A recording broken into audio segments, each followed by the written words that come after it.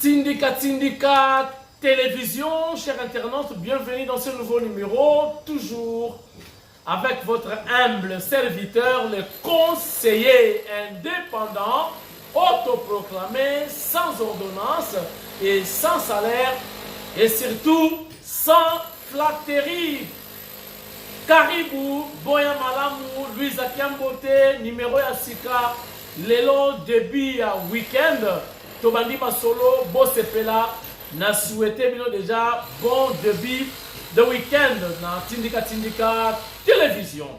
Chers internautes, émission Yalelo, Tozwa moi déjà, sommaire, Bolimbisa, ceux qui vous ont bruit, voisin a vu ce qu'on dans le chantier, Baza Kotonga, donc toi on a choisi, ceux qui ont bango émission et Salamati. Chers internautes, polémique et Magina Kinshasa, que le chef de l'État a promis à réaliser. Basketteur Nabiso, il y a RDC, Babimaki, champion d'Afrique. 3 ans après, le chef de l'État a Kokisi Malobanaye, Bazui Mituka, il y a cher, il a coûté plus de 40 000 dollars américains. Chers internautes, ambassadeur Yassika, Baouti Koya, une lettre dans la créance pour Mokonzamboka, aye, a informé que voilà, tel pays, Batindi, ambassadeur Yassika, Oyo, bako exercer mission bango diplomatique en RDC, Bogota la image na émission.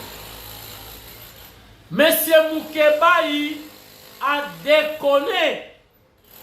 Naza ko recadrer na émission lelo bozala calme. Bozala calme. Chers internautes, na niveau international, Italie, na France, ils ont koyinda. Italie, il a accusé France que bala pour recoloniser Afrique. Na ba comportement na bango. D'abord, on va faire exemple la zone franc. Ba pays et belé Afrique, ba pays souverain, indépendant, mais si le lo baliaka France CFA ou est contrôlé par des Français. Copyright, on a le comité de pilotage des entreprises de l'État. Donc copyright, na kati ya ba attribution actuelle, oyo ba bakiseli son excellence Nana Manoni na Cuba. Entreprise nyonso ya l'État, Nana Manouani na Kiumba, ministre près du président de la République, l'issue, Fachi au féminin, l'issue du chef de l'État a commis une attribution ya Sika pour contrôler et quota la rapé, entreprise publique, toute entreprise nyonso ya l'État, il faut dans l'information, aïe, il y a autant de la nini, après ça rappelle rapport, et pas il y a chef naïe direct, chef de l'État. Toyokani, bota la image na émission lilo. Chers internautes, Perol Warawara na yebite alien nini abandi kolobela président que président Okende a comme ça la comparaison entre Fachi, Mobutu, Kabila. Non, Perol Wara Yotalaka Katumbi, ton patron. Émission et bandit.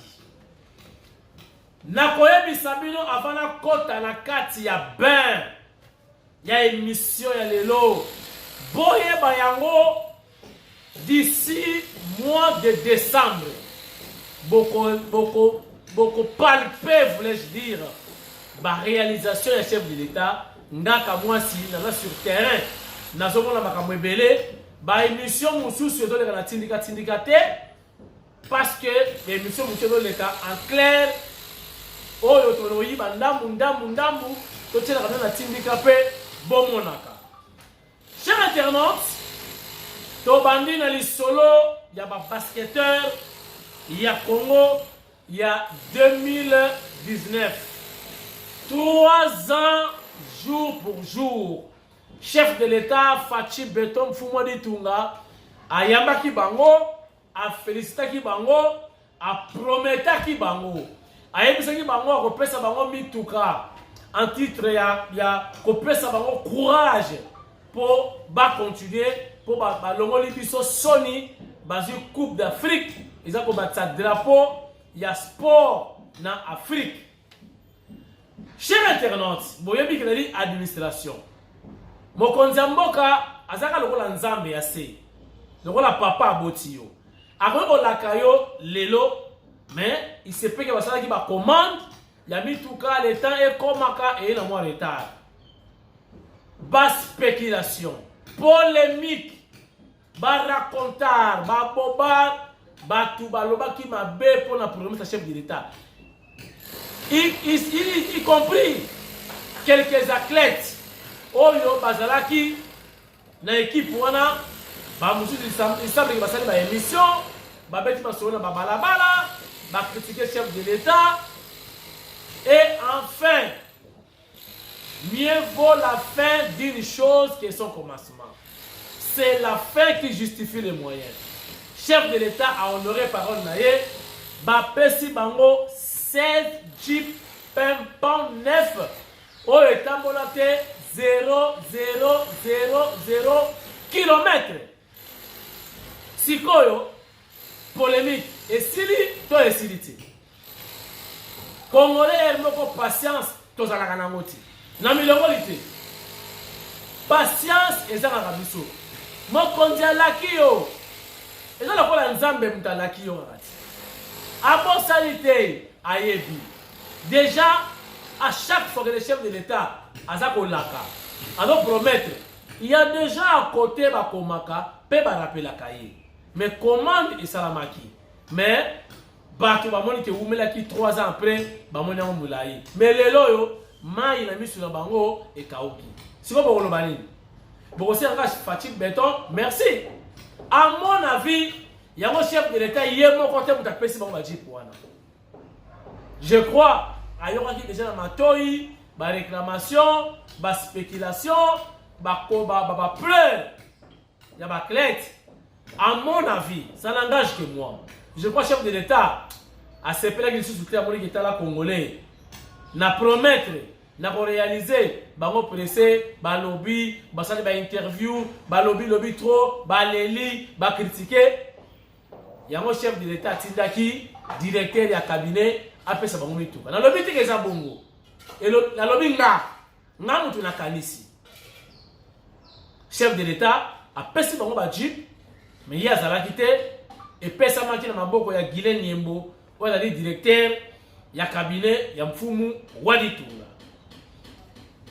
Entre-temps, chef de l'État a yamaki ba nouveau ambassadeur au ba yaki na ba lettre na bango ya créance ba benga bango, c'est-à-dire pays na bango et tindi bango ba exercer misala na bango na domaine diplomatique à la RDC, botala en image et on se retrouve tout juste après pour la suite de cette émission Tindika Tindika. Il y a vendredi à Lilo, Bisona Bino, Nzoto Nanzoto, bon appétit. Regarde.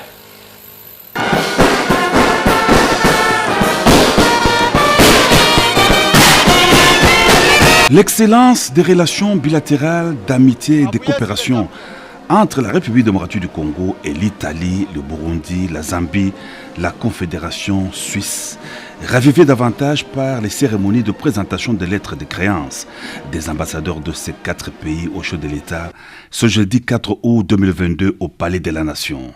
Alberto Petrangeli, ambassadeur d'Italie à RDC, était le premier à être reçu par le président de la République Félix Antoine Tshisekedi Tshilombo. Dans sa carrière diplomatique débutée en 2003, il a été chef de mission adjoint de l'ambassade d'Italie à Tirana en Albanie et à Kaboul en Afghanistan. Le nouvel ambassadeur d'Italie à RDC est détenteur d'une licence en droit à l'université Luis de Rome avec une thèse en droit international. Reçu à son tour par le chef de l'État, le nouvel ambassadeur du Burundi en RDC, Mwamba Tirampemba, est des professions militaires avec le grade de général de brigade.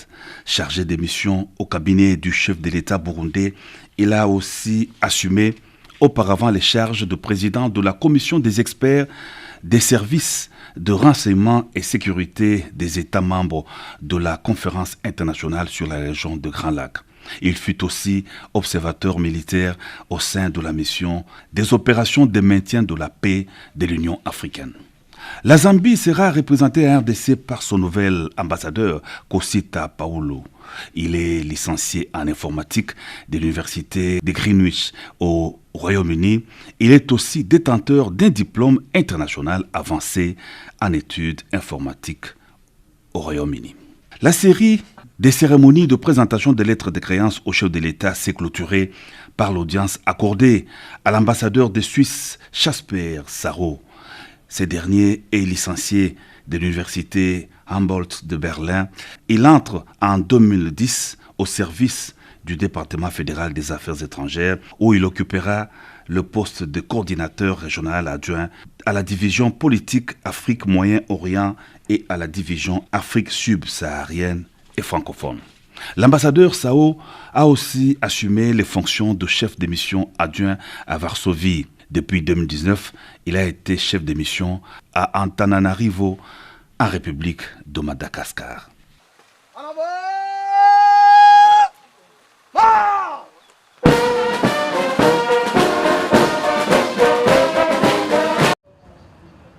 Ils avaient fait la fierté de 80 millions de Congolais en remportant le championnat d'Afrique de basketball en 2019.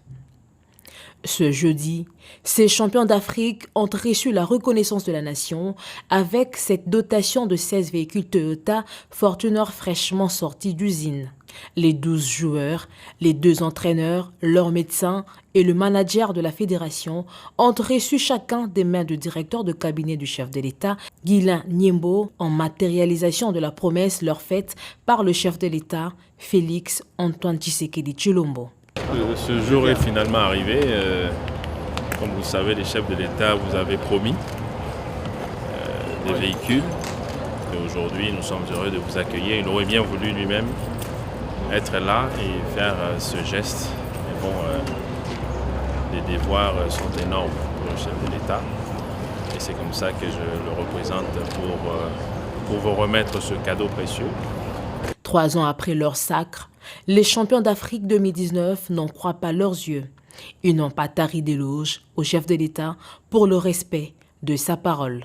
Je vous prie, Monsieur le Président, d'accepter nos remerciements. Parce que ce que vous avez fait aujourd'hui, pour nous les basketteurs, là je parle en tant que tous les basketteurs congolais, que ce soit ici au pays, à l'extérieur, ça a beaucoup boosté nos jeunes. Moi en tant que basketteur, je vous dis, sincère, merci Monsieur le Président. Je suis vraiment ému par rapport à ce geste qui a été fait. Je crois que le chef de l'État a donné une image pour tous les sportifs congolais, que tout celui qui rendra fier cette nation, la nation saura comment le récompenser. Saisissons cette occasion pour vous dire sincèrement merci, parce que finalement la promesse du chef de l'État s'est réalisée. Nos athlètes sont ravis et nous, membres du comité. Nous saisissons cette occasion, Monsieur le directeur de cabinet, pour vous dire que la promesse du chef de l'État de remettre champion les Jeeps qui sont là a boosté pratiquement ces jeunes gens, parce qu'aujourd'hui, le ministre du Sport qui est à vos côtés vous dira que cette équipe nationale est qualifiée pour la dernière fenêtre des éliminatoires de la Coupe du Monde qui va se jouer en phase aller à partir de ce 25 août à Tunis, et l'équipe s'en ira en stage le 14. Pour rappel, le 27 juillet 2019 à Bamako, la République démocratique du Congo remportait le championnat d'Afrique de basketball en écrasant le Kenya par 82 paniers contre 61. La compétition était réservée aux joueurs évoluant sur les continents. Automobile de Tindika, encore une fois, bon excusez-moi, mais pour la bruit, ma voisin, ma bukanda, ma bombissa, nous allons choisir, bon supporter, peut-être répondre à l'émission. Mouke Baye. Mouke Baye. Mouke Bayo. Mouke Baye.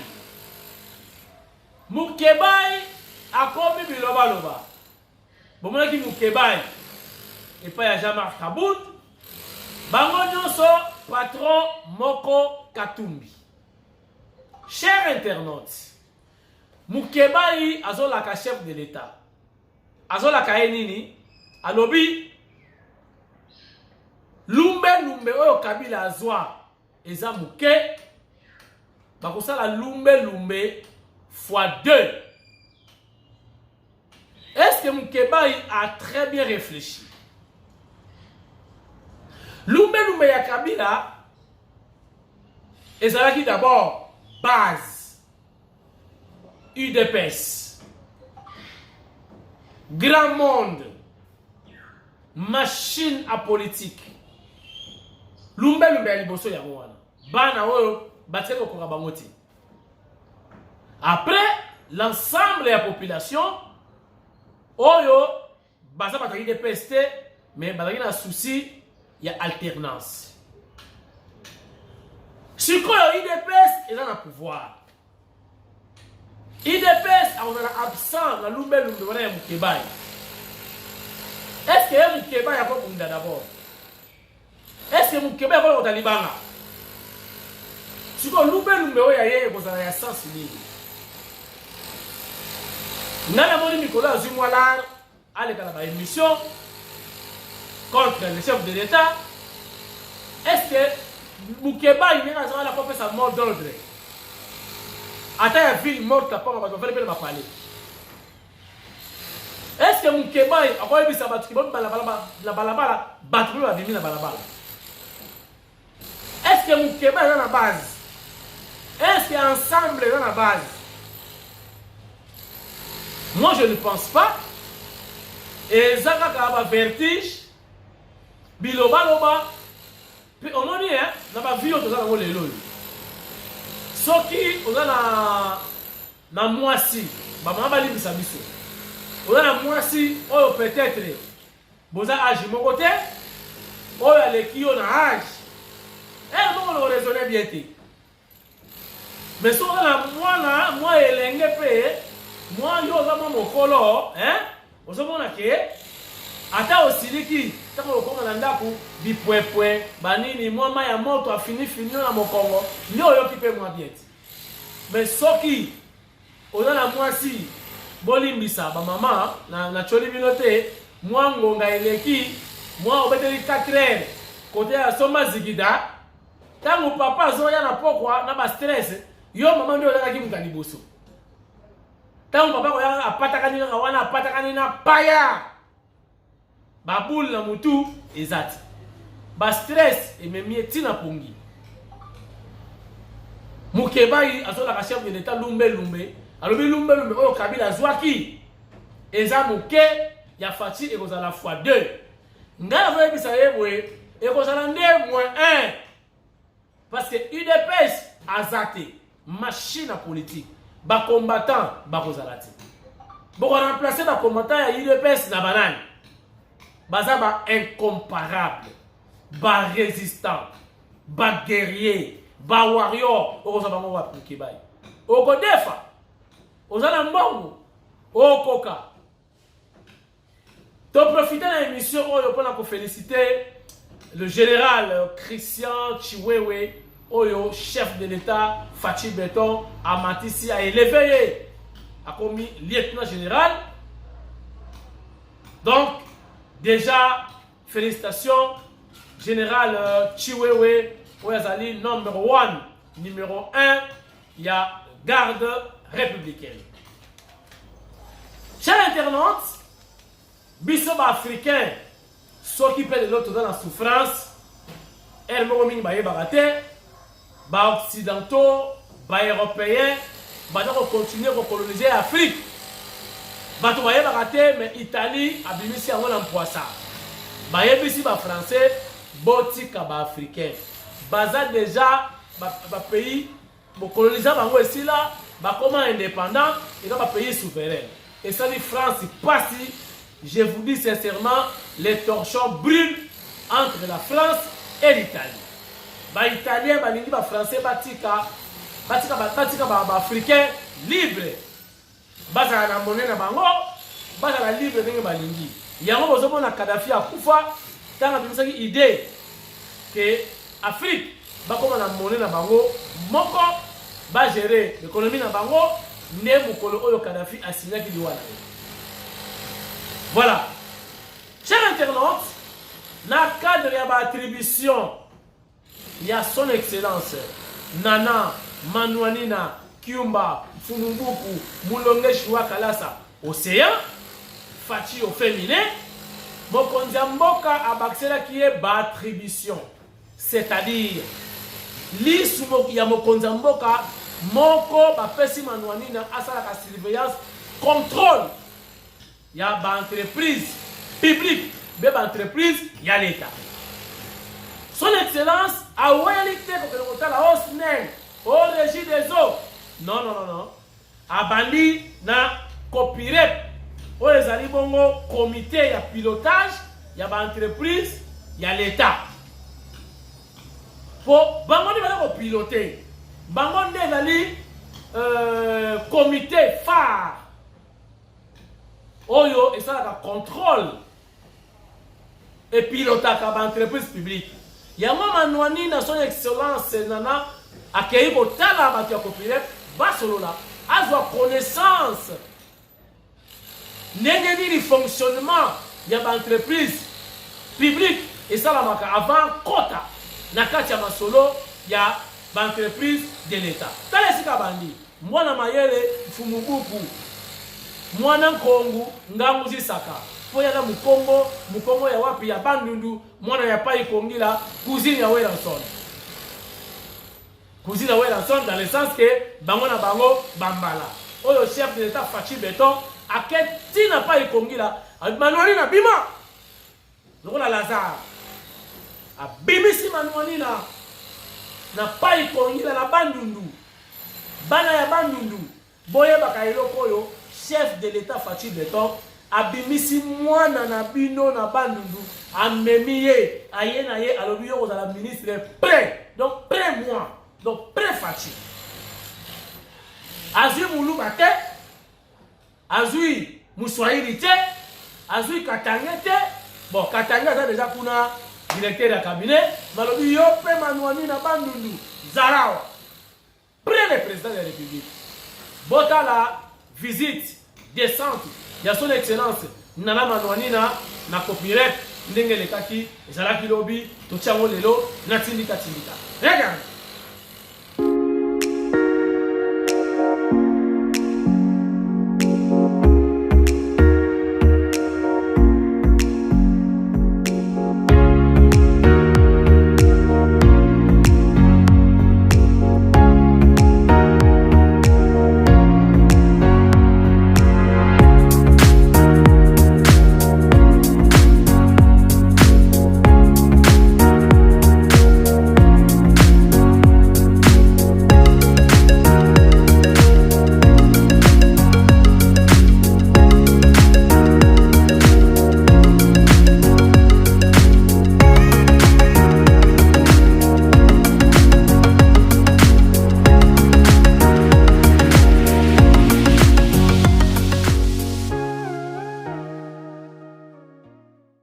Copyrep a 19 ans d'existence.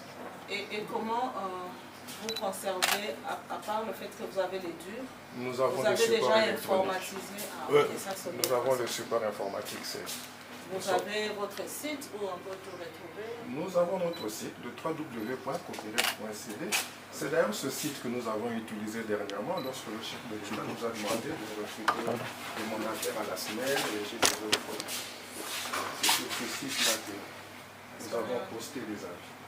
Ça, c'est à féliciter. On a un problème sérieux d'archivage dans plusieurs secteurs. Et je pense qu'avec le ministère de numérique, on pourra avoir un bon nombre, une bonne quantité à stocker en ligne, en virtuel, qui peut servir à ce qu'à l'étranger aussi, à distance, les gens peuvent voir ce que nous sommes et ce que nous faisons. Absolument, absolument. Mais ça, c'est vraiment à féliciter parce qu'au sein de quelques universités, c'est déjà les papiers commencent à se détériorer. On ne sait pas récupérer les informations. C'est un outil extrêmement important. Et ici également, nous avons toutes les archives de la passation de marché. Parce que dans le cadre de la réforme, il nous arrive fréquemment de faire appel à des consultants. Parce que nous ne pouvons pas tout nous maîtriser. Et que nous sommes une équipe réponse. Et donc, il nous arrive de faire appel à des consultants, aussi bien nationaux qu'étrangers, et le recrutement doit suivre des procédures. Alors, en face ici, le travail de réflexion se fait ici. Bien entendu, comme je le disais tout à l'heure, il y a tout un accompagnement. Les stratégies seules ne suffisent pas. Il faut les conformer à la loi. Il y a un travail juridique à faire. Nous visitons tout à l'heure la cellule juridique. Il faut faire des recrutements responsables et conséquents. C'est l'apport de la cellule de passation de marché. Et nous faisons le suivi des travaux de consultants. C'est nous qui validons le rapport de consultants.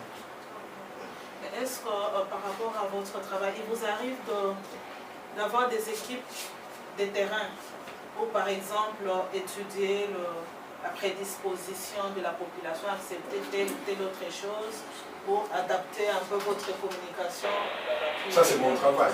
C'est le pour travail ça que je suis recruté. De toute façon, nous recrutons aussi des cabinets qui font des études d'impact de ce que nous faisons. On a eu à le faire après le projet PCDSP, c'est que le projet a apporté. Quand nous parlons de projet, ça veut dire qu'il y a... Disons un dossier. Voilà, un dossier, voilà. Par exemple, dernièrement, le chef de l'État nous a dit « Réfléchissez sur l'AMIBA ». Nous appelons ça un projet. Voilà. Il y a un travail en amont, il y a un travail en aval. Est-ce que cette stratégie va être acceptée? Sinon, pourquoi? Que faire pour la faire accepter? Et à la fin, comment les gens ont tout reçu cela? S'ils n'ont pas tout à fait bien reçu, qu'est-ce qui ne va pas? Qu'est-ce qu'il faut corriger? Donc ce travail-là se fait. Nous sommes vraiment dans une interpénétration. Ceux qui s'occupent du secteur de l'eau et M. Faustin, qui est spécialement en train de nous aider dans le travail que nous faisons sur la MIBA. Et comment vous comptez vérifier les informations de terrain qui vous sont rapportées? Les équipes descendent par la suite pour dire un peu comme des sondages. Hein? Comment percevez-vous quelque chose? Comment réagissez-vous à tel autre? Ainsi de suite.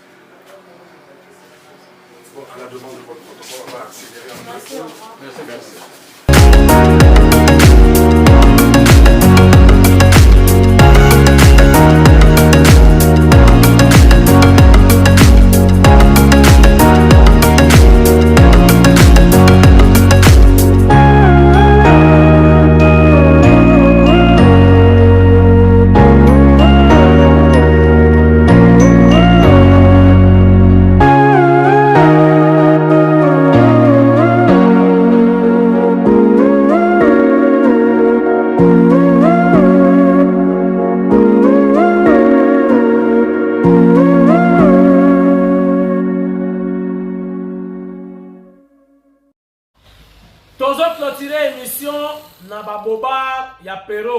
Pero Luwarawara.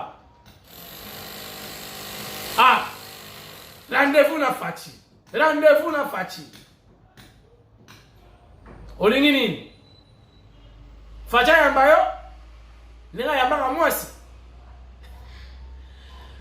Non. Yobe musala ya mwana mapese pa Moïse. Yako critiquer. Ba critiquer siri. Okono ko comparer. Oh Fachi. Mobutu atala kiawa, akenda, ane, boye na boye. Ngai na kopesa réponse makamitali ane. Chef de l'État lobaki son na comme président bakashonyo se wana na kokangango. Mais ane, ils ont continué. Qu'est-ce qui s'est passé?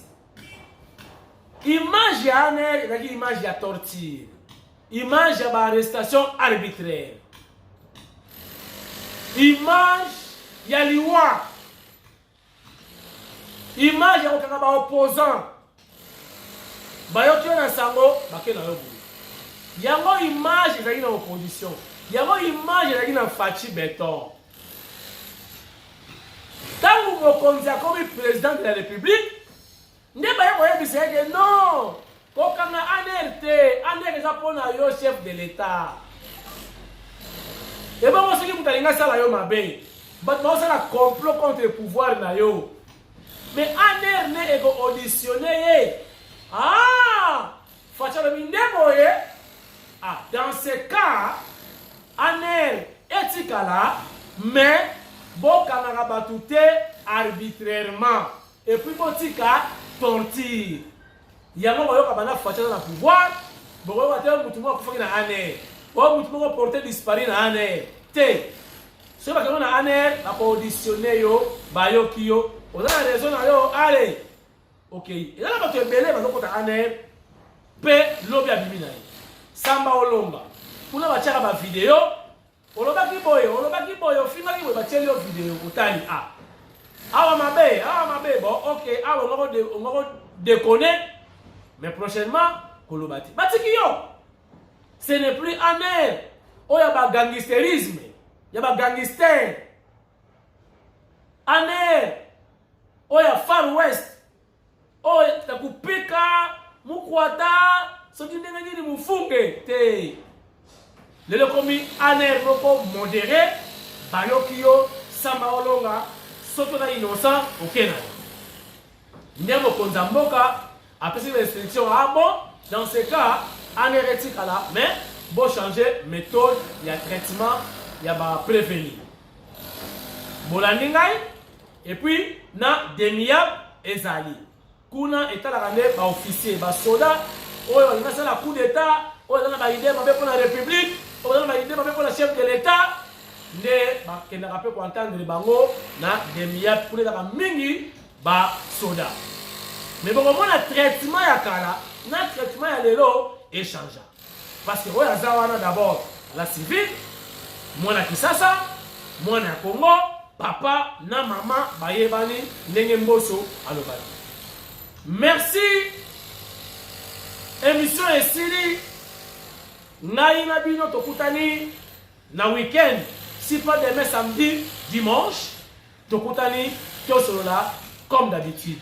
Ba image musu côté de l'otambola, on a la surprise. Ndambu. Mais nayebi bino. D'ici décembre, beaucoup plus ça a raison. La réalisation ya Fachi, oh là nous monité, ils ont nous en construction, ils ont nous en chantier. Mais d'ici décembre, et qu'on a la macam.